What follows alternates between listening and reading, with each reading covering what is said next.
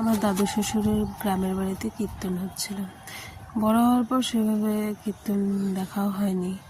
তো লাস্ট দিন আমরা গিয়েছিলাম, যাওয়ার পর দেখলাম যে সেদিন ভোগ আর কি হবে।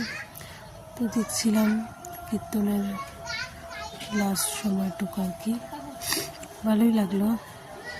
ছোটোবেলায় দেখতাম, এখন তো আর সেভাবে দেখাই হয় না।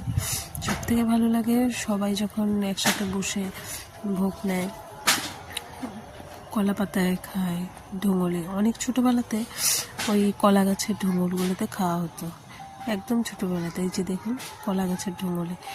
আমি সেদিন খেতাম না, কিন্তু যখন দেখলাম যে এরকম কলা পাতার ঢুঙুলে খাওয়ানো হবে, সেটা দেখার পর আমার মনে হলো যে না, সেই ছোটোবেলা খেয়েছিলাম। তো ছোটোবেলার স্মৃতিটা একটু মজবুত করার জন্য আমি আবার খেতে বসে পড়েছি। এই যে কলা পাতার ঢুঙুলে, কলা পাতার ঢুঙুলে, কলা গাছের ঢুঙুল আর কি। কলা গাছের ঢুঙুলে এভাবে খাওয়ার যে কী মজা, এই পুরোনো স্মৃতিটা আমার জেগে গেছিলো। খুব ভালো লাগছিল সবার সাথে একসাথে বসে এইভাবে কলার ঢুঙুলে খেতে। এখন আর এসব দেখাই যায় না।